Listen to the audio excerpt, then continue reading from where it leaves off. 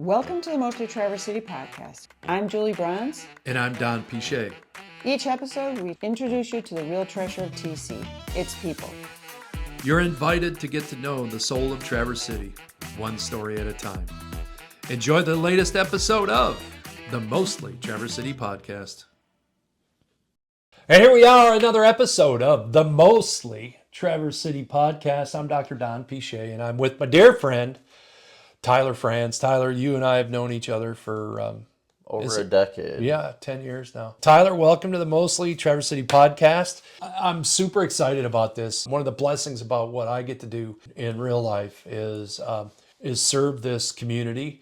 And I never know who's going to show up looking for help. And one day you came into this place. And when you think about that long years ago, the hurdles you've come over, man, it's kind of cool to see. And I've been amazed to watch your story unfold. But I'm glad you're here. Thank you. All right, let's first let's start with, what's your connection to Traverse City? Were you born here? How'd you end up in Traverse City? My parents grew up in the UP in St. Ignace, right over the bridge. Okay. And when my dad was 23 and my mom was 33, they moved out to Waterbury, Connecticut. My dad was working out there with his brother Scott. Okay. And that's where I was born, in Waterbury, Connecticut. And then when I was 2.5, we moved back to Michigan. Gotcha. And instead of going to the UP, we came to Traverse City. So that's where my journey here started. You probably don't even really remember 2.5. You don't really remember what was going on in Connecticut. You put your first memories in are here in Traverse City. Yep. Yeah, I've never been back to Connecticut. Well, I've been back, but never to Waterbury. And yeah, I don't have a single So essentially memory. You grew up in this place? You graduated from high school here? Yeah, went to elementary school, middle school, high school, graduated from West here. Yeah. It was a great place to grow up. So let me ask you this next question. What do you think is your superpower? You know what? What would your friends say your superpower is? I feel like one of my superpowers is just the ability to connect with basically anyone. I feel like I can jump around from group to group and whether that be the skateboard community, the music community, like literally a little bit of everything. I have the ability to adapt to a different crew and feel comfortable and make them feel comfortable and, bring adventure and joy and curiosity and things that at one point in my life, like with my health, I was kind of bogged down in that situation. Yeah, let's talk a little bit about that. I feel like just bringing an open heart to every situation is a superpower, and an open mind as well. So when you and I first met, it was you were in a challenged way when you first met. But what was going on in your life then? I mean, we were talking about more than 10 years ago. Yeah, so that is I feel all over the country. Yeah, I'm 36 now. Okay. And I feel like I came in here when I was probably 22 or 23. Yeah, okay. It was like a decade and some change ago. And after high school, I had moved to Phoenix, Arizona to avoid winter and pursue skateboarding. And it was going really well for the first 2 years. And then I had this really bad skate injury. And I was skating an indoor skate park in Phoenix, Arizona, and I ended up falling from about 8 feet up straight to my left hip, and I fractured my pelvic bone. And so all of a sudden I was on this path of doing what I want to do in skateboarding. So you were skating and performing and doing tricks and leading and filming videos, level. And then just on the come up too of being maybe I could make this a career or just beyond just a hobby, which is ultimately what I wanted. Yeah. But that just threw a wrench in the machine, and So you made your way back here. That's how we connected. Yep, we connected because it wasn't really getting better, and I feel like that led to when you have something that you love so much and you depend on your physical body for it. So when that's taken away, it's obviously that was physically challenging, but it was more mentally, emotionally, spiritually. Yeah. Like I just got very depressed, Yeah. and Yeah. it's like something that, and at that age, I didn't really have the mental and emotional Kind of tools the tools to like deal with that. I feel like being physical on a skateboard and like exhausting myself was how I knew how to deal with my emotions. Yeah. And so Just when you're take it out on yeah, the just high like banks or beat whatever you call yourself it. into the ground until you're like so exhausted that you're like, all right, I feel like I got it all out. But so to kind of be thrown into that realm of like trying to figure it out and not having the coping tools that you normally do, and having like your goals, kind of like backfire, and Yeah. it was really challenging to go through physically, and it just like put me in a very dark place Yeah. mentally. Yeah. Yeah, I can imagine. Well, I do imagine. I don't have to imagine it. I saw it Yeah. up close and personal. And well, the good news is, the body is designed to heal itself. Tyler's back, and I can remember just a little sidebar when you came in one day and a big smile on your face, and you had your skateboard with you, and I mean, bro, like what? You about killed yourself doing this skateboarding thing. What are you doing? Couldn't help myself. I was over at the Civic Skate Center park. playing at the skate park over there. And I think that was like the first time you'd kind of gotten back on the board, A little bit slow. other than just like using it for a mode of transportation, but Yeah. actually like playing around on the jumps and Yeah. whatever, all that stuff now. And I do have to say that when I see your videos and your stuff, and I, for the families who drop their kids off over at that place, and they get to be out there with you when you're doing these tricks and just show, just playing really. Yeah. I mean, I think what's beautiful about it now is to watch you do that for joy, not for whatever Yeah. might have been in your head I before, mean, I'm like, it's the physical act of it. Like, I feel like when you start skateboarding when you're a young kid, like, you get to the point where the injuries or the falls, like, you're either like, all right, I don't like that and I'm going to back off, or you're Yeah. like, get more determined, and then you just become,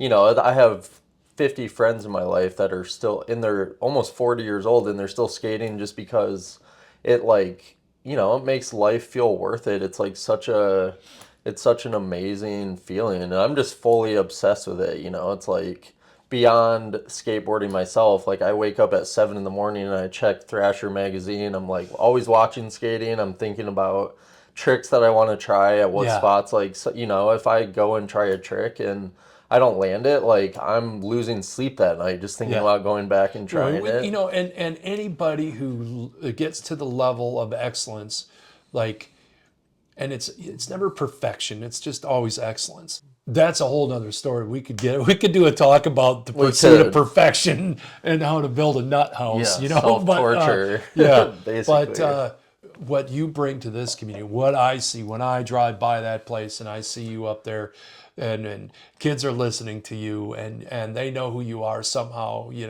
What a cool thing you bring to this city. To Yeah. give kids not like a false hope, but No. a process, which is like always make yourself one little bit better today. Yeah. And then, accumulate a few hundred days and see what happens. Yeah.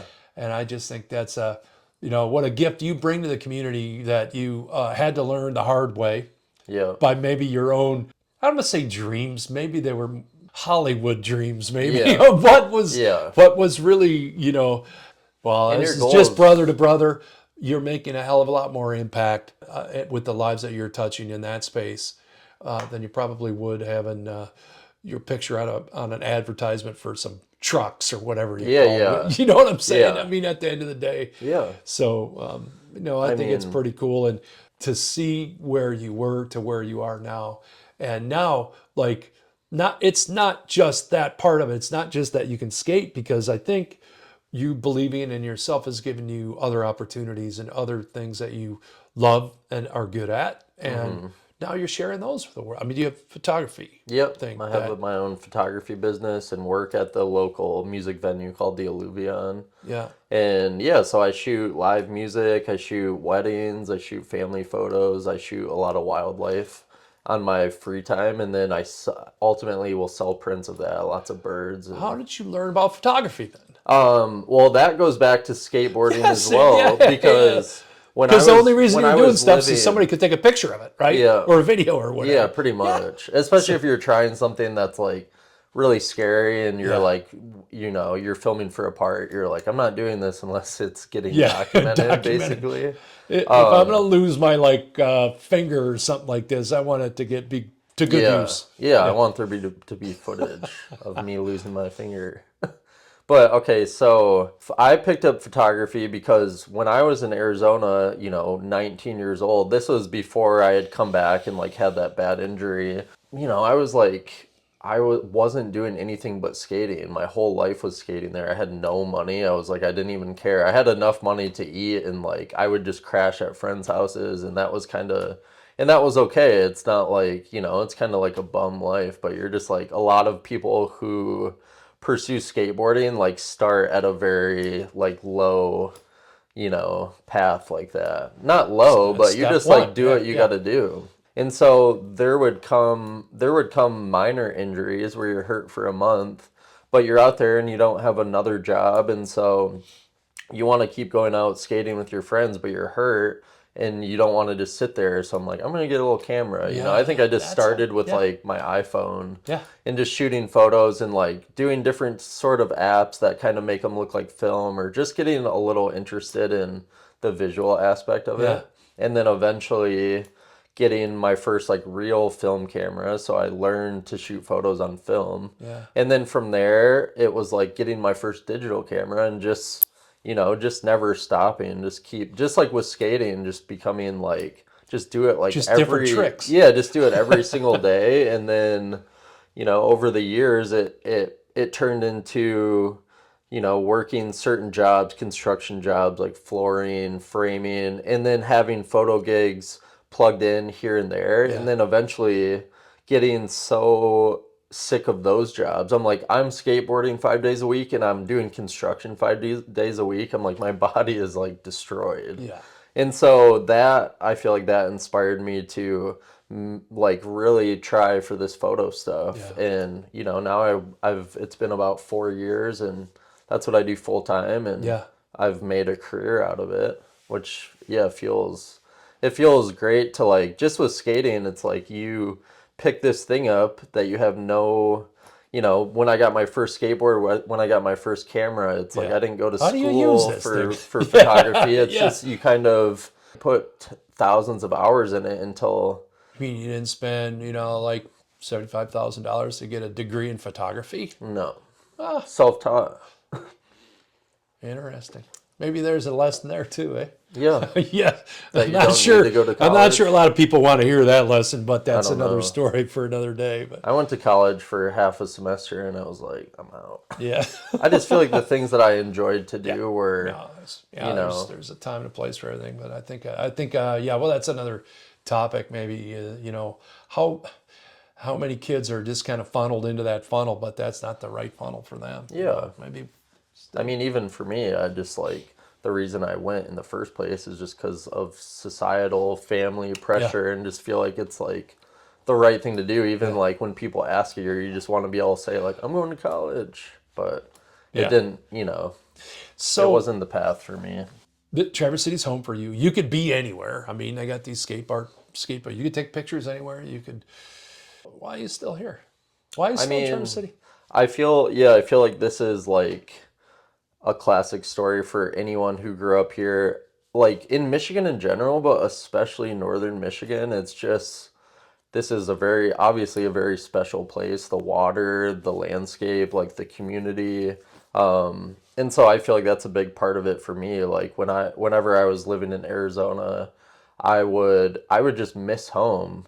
I knew it wasn't my place to be in the dead of winter because I was pursuing skateboarding, but I'm like, I was never like, this is my new home in Arizona. Yeah. I'm like, I'm on a long 6-month trip and that's my home. Yeah. And I was homesick all the time and I'm Yeah. like, I can't wait to go back to Michigan like in April or May. But I would say, it's the family.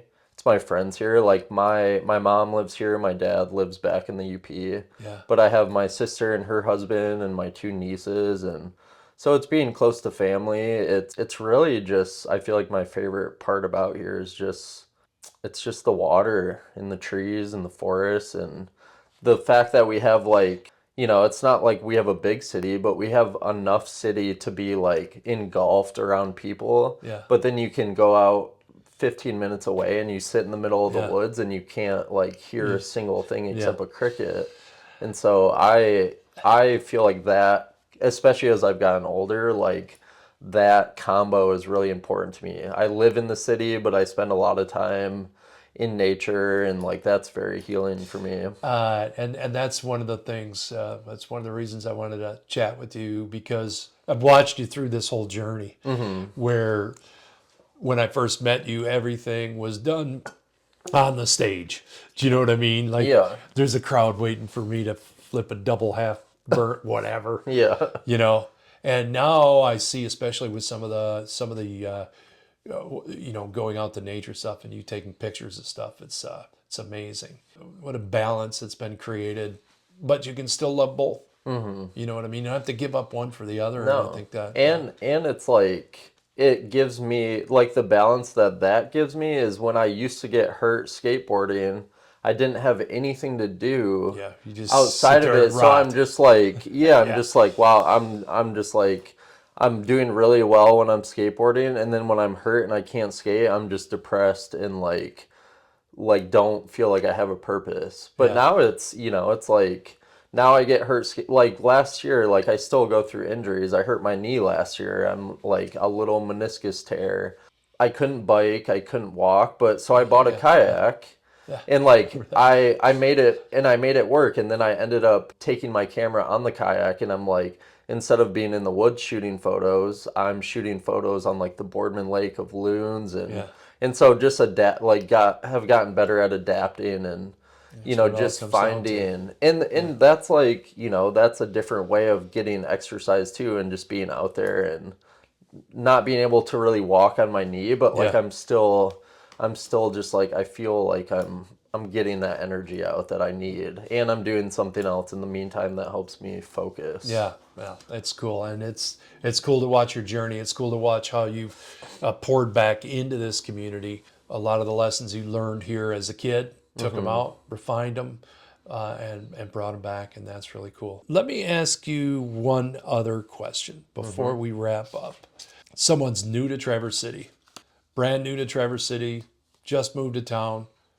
How would you suggest they plug in? Well, I feel like I would start with what you like doing in life. Like, say that's skateboarding, playing music, reading, like, going for hikes, playing tennis, and just figuring out where people are doing that and just going there. And I feel like that's a good place to start. Like, if you're a skateboarder and you move to town, go to the skate park, and you're gonna meet Right. you're gonna meet people that are like-minded and doing the same things of you, and like I feel like you have a better off chance of becoming friends with them than spending time in places where like there can be good things about that too, meeting different people of different hobbies. Yeah. But I think a good place to start is just going to the same places that you would go to, like doing the thing you like to do. Yeah. Well, first of all, I want to thank you for being a guest here on the Mostly Traverse City podcast. I want you to know that Julie and I have admired watching your journey. Thank You know, you. from kind of a punk little bratty, Yeah. 20 something who had all the answers to, like kind Getting of a voice humbled. of wisdom in your generation, and yet a tremendous value for personal relationships and the arts and that kind of stuff. So we admire that. I will tell you that Tyler, you can find him in and around town, but at that skate park, probably most of the time, he's the one dude with the beard. Yeah. That's how you can tell them apart. But it's neat to watch and at the Alluvion and places. So, Tyler, thanks for being part of the Mostly Traverse City podcast. And we look forward to many more great things coming from you. Thanks for joining us on the Mostly Traverse City podcast. And we'll see you next time. Meet another amazing people from Mostly Traverse City. Thanks for tuning in to the Mostly Traverse City podcast. Until next time, stay curious, stay connected, and keep living your own kind of magic.